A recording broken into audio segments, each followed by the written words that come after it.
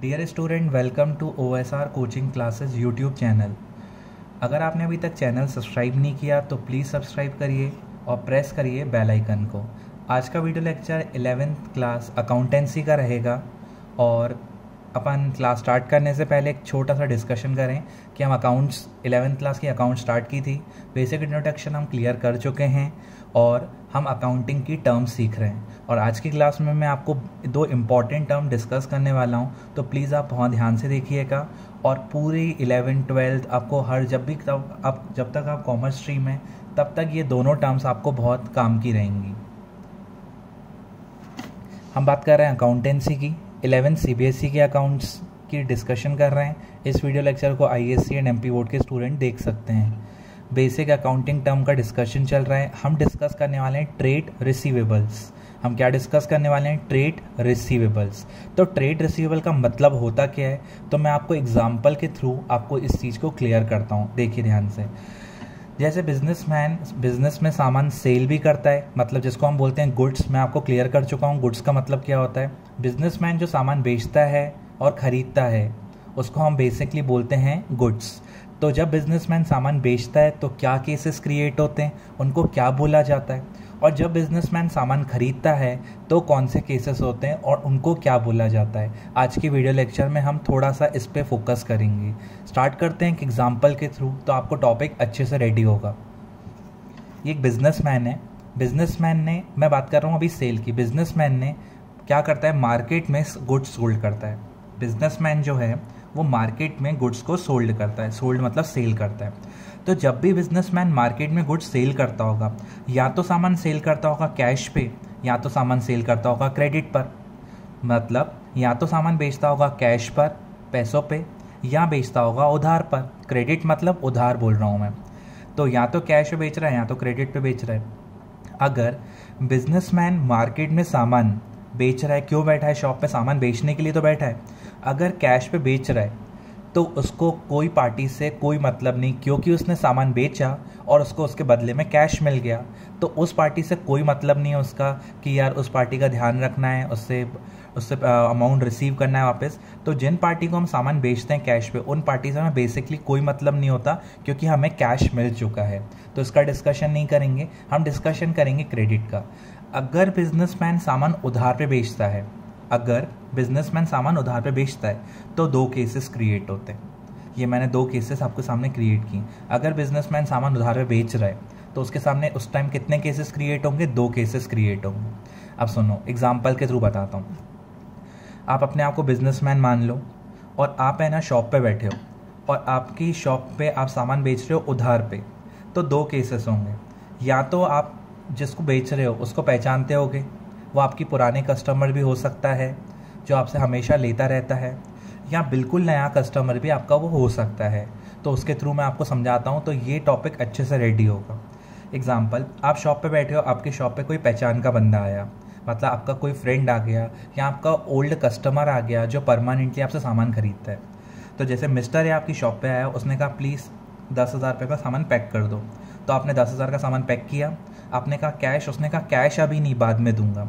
तो आपको उस पार्टी पे, मिस्टर ए पे विश्वास था कि यार हमेशा सामान लेके जाता है तो दे देगा पैसे। तो आपने उससे कोई रिटर्न डॉक्यूमेंट नहीं लिया कि यार आप साइन करके दो, पैसे दोगे कि नहीं। बस आपने अपने बुक्स में रिकॉर्ड कर लिया कि मैंने मिस्टर ए को बेचा है और आपको विश्वास है कि मिस्टर ए पैसे दे देता होगा। तो इसीलिए आपने उसको विश्वास पे सामान सेल कर दिया। वो आपका नोइंग में था, पहचान का था, तो आपने मिस्टर ए को सामान बेच दिया। तो जिन लोगों को हम क्रेडिट पे, उधार पे सामान बेचते हैं और पार्टी पहचान में होती है या विश्वास होता है, तो उन पार्टी को अकाउंट्स में बोला जाता है डेटर। अब आप बोल रहे हो सर डेप्टर लिखा है तो बी साइलेंट रहता है, आप पढ़ा जाता है डेटर्स, डेटर। तो जिनको हम सामान उधार पे बेचते हैं और पार्टी को जानते हैं तो आप उनको बोलोगे डेटर। सेकंड केस क्या होगा? अगर आप उधार पे सामान बेच रहे हो और पार्टी बहुत नहीं है, आप जानते नहीं हो, या आपको भरोसा नहीं है, या लास्ट टाइम वो पार्टी आपके साथ धोखा कर चुकी है, ऐसा कुछ भी केस हो, तो उस केस में आपको डर लगता है कि सामान उधार पे बेचूं कि नहीं। अब पार्टी आई, उसने कहा सामान पैक करो। मिस्टर बी आया, 20,000 का सामान बोलने के पैक करो। आपने पैक किया, आपने कहा पैसे, तो मिस्टर बी ने कहा पैसे तो नहीं है मेरे पास, बाद में दूंगा।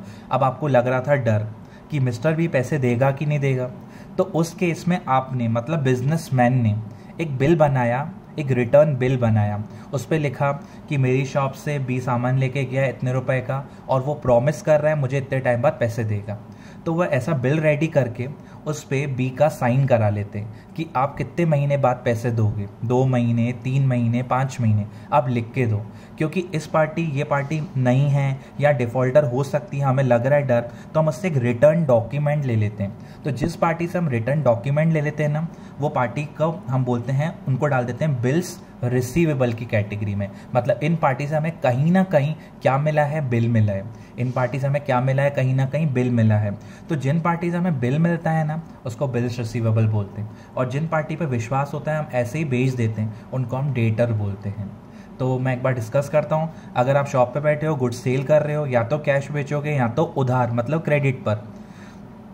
कैश पे बेच रहे हो तो पार्टी से कोई मतलब नहीं, पैसे आ चुके हैं, काम हो चुका है, मैं सेल की बात कर रहा हूँ। अगर आपने उधार पे बेचा, पार्टी को जानते हो कि पार्टी पैसे दे देगी आपको, तो है ना, आप उसको विश्वास के तौर पे उधार पे दे दिया, कोई डॉक्यूमेंट नहीं लिया आपने, उसको आप क्या बोलोगे, डेटर बोलोगे। तो मिस्टर ये आपका क्या बन गया, डेटर, मतलब देनदार, जो पैसे देने वाला है। और मिस्टर बी को आप नहीं जानते थे, अननोन था, तो आपने सोचा यार वो सामान लेके भग नहीं जाए। और अगर हम रिटर्न डॉक्यूमेंट पे साइन कराएंगे और कल को वो पार्टी पैसे नहीं देगी, हमारे पास रिटर्न डॉक्यूमेंट होगा तो हम उसके अगेंस्ट केस फाइल कर सकते हैं। तो डेटर का मतलब और बिल सीवल का मतलब आप समझ चुके हैं। डेटर और बिल सीवल, अगर डेटर्स और बिल सीवल को जोड़ देना, डेटर्स प्लस बिल्स रिसीवेबल को मैं ऐड कर दूं, तो उसको अकाउंटिंग टर्म में बोलते हैं ट्रेड रिसीवेबल। तो अगर कभी भी वर्ड आता है ट्रेड रिसीवेबल, समझ जाना है इसके अंदर डेटर्स प्लस बिल्स रिसीवेबल का टोटल अमाउंट गिवन है आपको। तो डेटर्स का मतलब आपको क्लियर है और बिल्स रिसीवेबल का मतलब भी आपको क्लियर है कि जिनको उधार पे बेचा, विश्वास नहीं है, डॉक्यूमेंट ले लिया, उनको हम बिल्स रिसीवेबल की कैटेगरी में डालते हैं। जिनको सामान बेचा, विश्वास है, दे देगा पैसे, उधार पे बेचा है, उनको डेटर्स बोलोगे, डेटर। और बिल सीवल और डेटर आपको क्लियर हो चुका है कि क्या होता है बिल सीवल और क्या होता है हमारा डेटर। दोनों को ऐड करके हम ट्रेड रिसीवेबल बोलते हैं। और ये है ना, हम किसी डेटर को सामान बेच रहे हैं तो वो हमें कितने टाइम में, 2, 3, 4 महीने के अंदर पैसे दे देता है। इससे ज़्यादा टाइम हम नहीं प्रोवाइड करते हैं, 5 महीने 6 महीने में वो दे देता है हमें। और हम बिल बनाते हैं 2, 5, 4-5 महीने का बनाते हैं और वो हमें 4-5 महीने के अंदर पार्टी पैसे दे देती है, क्योंकि हमें पैसे मिलेंगे तो हम आगे अपनी डील्स को कंटिन्यू कर पाएंगे। तो मैंने क्या डिस्कस किया, ट्रेड रिसीवेबल डिस्कस किया। अब मैं सेकंड टॉपिक डिस्कस करता हूँ, ऑलमोस्ट इसकी तरह ही है, तो ज़्यादा टाइम नहीं लगेगा, हम उसको अच्छे से समझते हैं। अगला टॉपिक हमारे पास है, आपके सामने दिख रहा है आपको, ट्रेड पेबल्स। अगला टॉपिक है ट्रेड पेबल्स। तो ट्रेड पेबल्स क्या होता है, मैं वैसे ही मैं एग्जांपल के थ्रू रेडी करता हूँ। अच्छा, लास्ट में मैंने क्या सिखाया, ट्रेड रिसीवेबल। अभी मैं क्या सिखा रहा हूँ, ट्रेड पेबल। वैसे एग्जांपल मैंने फ्रेम किया है, जैसे आपको दिक्कत नहीं जाए। स्टार्ट करते हैं। ये बिजनेसमैन, अब बिजनेसमैन मार्केट में सामान सेल करता है तो खरीदता भी तो होगा, पहले खरीदेगा तो ही तो मार्केट में सेल करेगा वो, ठीक है। तो बिजनेसमैन देखो मार्केट गया, उसने गुड्स खरीदे, गुड्स मतलब शॉप का माल खरीदा, शॉप का माल खरीदा, परचेज किया। अब परचेज किया तो वैसे ही अगर बिजनेसमैन बेच रहा है कैश और क्रेडिट पे, तो वो खरीद भी तो सकता है, कैश और क्रेडिट दोनों पे। या तो उसने कैश पे खरीदा होगा, पैसे देके खरीदा होगा बिजनेसमैन ने माल, या उधार पे खरीदा होगा। वैसे ही 2 केसेस यहाँ बनेंगे। अगर बिजनेसमैन ने मार्केट में सामान परचेज करने गया और सामान कैश पे परचेज किया तो कोई दिक्कत नहीं, पैसे दे के आया है, ना अपोजिट पार्टी को कोई मतलब है, ना बिजनेसमैन को उससे मतलब है, क्योंकि बिजनेसमैन गुड्स खरीदने टाइम क्या पे कर चुका है, कैश पे कर चुका है। बिजनेसमैन गुड्स खरीदने टाइम क्या पे कर चुका है, कैश पे कर चुका है। तो अपोजिट पार्टी को कोई मतलब नहीं है। क्यों मतलब नहीं है भाई, उसको कैश मिल चुका है। तो बिजनेसमैन मार्केट में जाके खरीद रहा है और लास्ट में क्या कर रहा था, बेच रहा था। तो मैं अभी खरीदने के केस समझा रहा हूँ और उससे पहले मैंने बेचने के केस समझाए थे। अगर बिजनेसमैन कैश पे खरीदता है तो कोई दिक्कत नहीं, पार्टी को पैसे दे के आए, कोई मतलब नहीं, कोई डिस्कशंस नहीं होंगे। अगर बिजनेसमैन उधार पे खरीदता है, वैसे ही 2 केसेस बनेंगे, बट नाम सेम नहीं होगा। यहाँ बेचने की बात है तो सॉरी, यहाँ खरीदने की बात है तो नाम डिफरेंट होगा, वहाँ बेचने की बात थी तो नाम डिफरेंट था। अब ध्यान से समझते हैं प्लीज़, आप यहाँ ध्यान से देखेंगे। क्रेडिट, अगर बिजनेसमैन उधार पे खरीदता है सामान, क्या करता है, खरीदता है, तो खरीदता। एग्जाम्पल, मिस्टर सी के पास गया। कौन? बिजनेसमैन। किसके पास गया? मिस्टर सी के पास। मिस्टर सी के पास जाके बोला मुझे 10,000 का सामान पैक कर दो, और मिस्टर सी ने 10,000 का सामान पैक किया बिजनेसमैन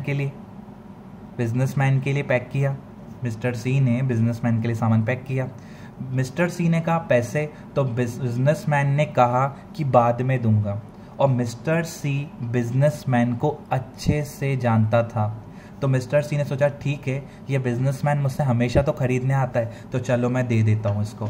तो मिस्टर सी ने विश्वास के तौर पे बिजनेसमैन को सामान बेच दिया, बिना कोई डॉक्यूमेंट लिए। बोला ठीक है आप ले जाओ, मुझे पैसे दे देना, क्योंकि मिस्टर सी को कहीं ना कहीं बिजनेसमैन पे विश्वास था। तो बोला आप लेके जाओ, मुझे पैसे दे देना। तो ध्यान से सुनना, जिनसे मैं डिस्कशन किसका कर रहा हूँ उसमें भी और इसमें भी, बिजनेसमैन जिनसे सामान उधार पे खरीदेगा और जिन पार्टी ने विश्वास पे सामान दे दिया है और बिजनेसमैन से कोई लीगल डॉक्यूमेंट नहीं लिया है, तो बिजनेसमैन उनको क्या बोलेगा? क्रेडिटर बोलेगा। क्या बोलेगा बिजनेसमैन? क्रेडिटर, मतलब लेनदार, जो उससे पैसे लेने वाले। और मिस्टर सी कितना टाइम देंगे? 2, 3, 4 महीने का टाइम देंगे कि आप 3-4 महीने के अंदर मुझे पैसे दे देना, क्योंकि आपने मुझसे उधार पे सामान खरीदा है और मैंने आपको विश्वास पे तौर पे सामान बेच दिया है, कोई मैंने आपसे लीगल डॉक्यूमेंट नहीं लिया है। तो बिजनेसमैन जिनसे उधार पे सामान खरीदता है और अपोजिट पार्टी को विश्वास है कि बिजनेसमैन पैसे दे देगा, तो बिजनेसमैन उन पार्टी को क्या बोलता है जिनसे खरीदता है और कोई डॉक्यूमेंट्स नहीं दे के आता, उनको बोलते हैं क्रेडिटर। किसकी? बिजनेसमैन इसको क्या बोलेगा? क्रेडिटर, मतलब लेनदार, ये लेने वाला है पैसे। और अगर सेल करेगा, जिनको सेल करेगा बिजनेसमैन, उनको क्या बोलेगा? डेटर बोलेगा, देनदार। वो बिजनेसमैन को पैसे देंगे क्योंकि बिजनेसमैन ने सामान बेचा है, और ये यहाँ पर बिजनेसमैन इनको पैसे देगा क्योंकि बिजनेसमैन ने सामान खरीदा है। और इसका दूसरा पार्ट, अगर आप उधार पे ही खरीद रहे हो, अब पार्टी जानती थी, उसने आपको विश्वास के तौर पे दे दिया, तो आप उसको अकाउंटिंग टर्म में किस नाम से यूज़ कर रहे हो? क्रेडिटर्स के नाम से। अगर आप ऐसी पार्टी से, बिजनेसमैन ऐसी पार्टी से सामान खरीदने गया जो मान सकते हैं पार्टी नहीं जानती है या पार्टी को भरोसा नहीं है, तो वो हमने सामान खरीदा मिस्टर डी से, कितने का? 10,000 का। तो मिस्टर डी से सामान खरीदा किसने? बिजनेसमैन ने। और बिजनेसमैन ने जैसे सामान खरीद लिया, मिस्टर डी ने कहा पैसे दो, तो बिजनेसमैन ने कहा अभी पैसे नहीं है, मैं बाद में दूंगा आपको। तो मिस्टर डी को भरोसा नहीं था कि बिजनेसमैन पैसे देगा, या उसके लिए नया था, कुछ भी हो सकता है रीज़न। तो उस केस में मिस्टर डी एक बिल ड्रॉ करेगा, उस पर लिखेगा बिजनेसमैन ने इस दिन पे मुझसे सामान खरीदा एंड ही प्रॉमिस टू पे। वो प्रॉमिस कर रहा है कि मैं इतने टाइम में आपको पैसे रिटर्न कर दूंगा। ये पूरा डॉक्यूमेंट कौन बनाएगा? जो सेल करता है। तो यहाँ पर सेल किसने किया? डी ने। बिजनेसमैन ने लास्ट केस में, डेटर्स के केस में बिजनेसमैन ने, बिल सीवल के केस में बिजनेसमैन ने सेल किया था, तो इसलिए बिजनेसमैन ने बताया जो सेल करता है। यहाँ पर सेल किसने किया? डी ने। और बिजनेसमैन ने क्या किया? परचेज। तो डी डॉक्यूमेंट बनाएगा, उस पर सब लिखेगा और बिजनेसमैन को बोलेगा आप साइन करके दो कि आप पक्का दोगे, क्योंकि डी को भरोसा नहीं है बिजनेसमैन पैसे दे पाएगा कि नहीं।